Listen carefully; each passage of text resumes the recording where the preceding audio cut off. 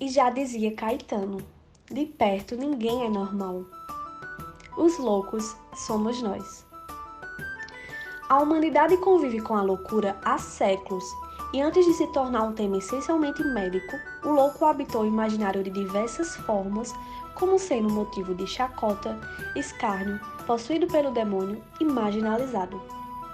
Isso por não se encaixar nos preceitos sociais vigentes, e então tido como um enigma para a sociedade, pois ameaçavam os saberes construídos pelo homem.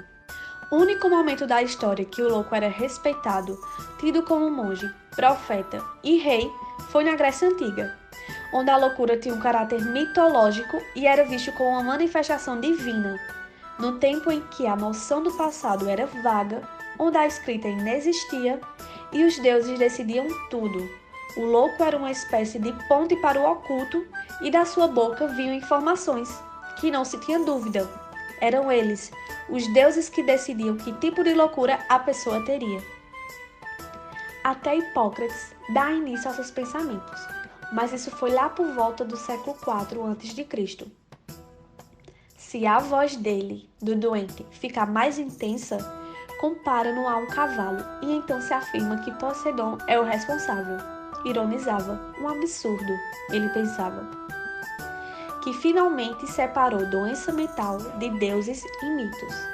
Hipócrates sistematizou então a teoria dos humores, onde o indivíduo saudável apresentaria seus humores equilibrados, ao passo que o doente se caracterizaria pelo desarranjo entre eles, e mediante os sintomas apresentados, seria tratada a doença conforme as características determinantes dos humores.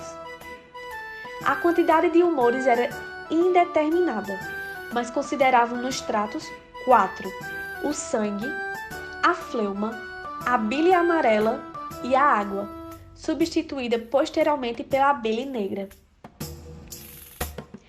Era a bile que afetava o comportamento e causava a loucura, fosse melancolia ou mania, ou seja, loucura calma ou agressiva. Confusão ainda maior estava em crer que o pânico era causado pelo deslocamento do cérebro, por sua vez aquecido pela bile, vinda pela corrente sanguínea. Platão também deu sua opinião no século V a.C., e desde então, até o século XIX, a filosofia foi a linha mestra para entender a loucura. Sua teoria das três mentes, a racional, a emotiva e a instintiva, pregava: se uma delas se desequilibrassem, surgia a desordem mental. Claro, o que para eles causava o desequilíbrio eram as glândulas e não o cérebro. A coisa muda um pouco com os romanos. Galeno, 130 anos depois de Cristo, incrementou a hipótese da boa e velha bile. A amarela causaria a mania, alegre, furiosa ou homicida, e a negra, a melancolia.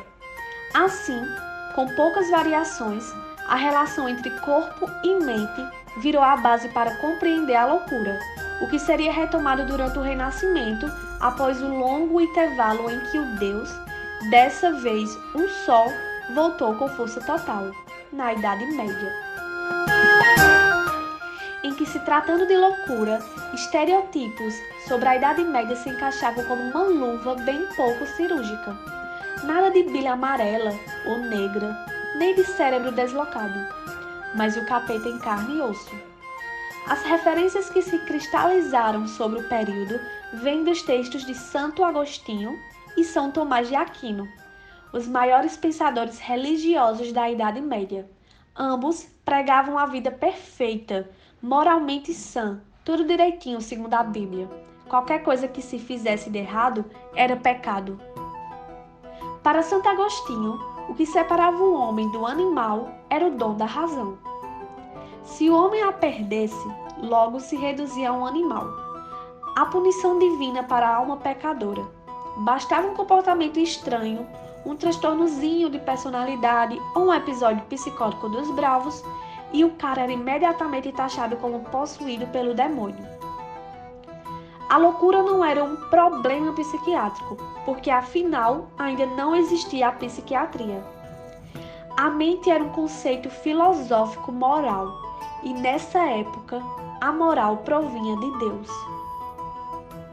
A depressão de nossos dias era especialmente má, digna de entrar na lista de pecados capitais, como a depressão profunda, um tipo de preguiça que distanciava a pessoa do amor e da misericórdia de Deus. Uma indolência sem fim, causada por uma quantidade tão grande de pecados que arrependimento algum servia para absolvê-los. Afinal, a depressão profunda comprometia a alma a ponto de não sobrarem mais forças para as penitências, muito menos para as obras de Deus. E se a pessoa fosse endemoniada, o que fazer com o pecador? Então, havia as práticas inquisitórias padrão, mas também era comum trancar os loucos em um navio e mandá-los para outra cidade exilados.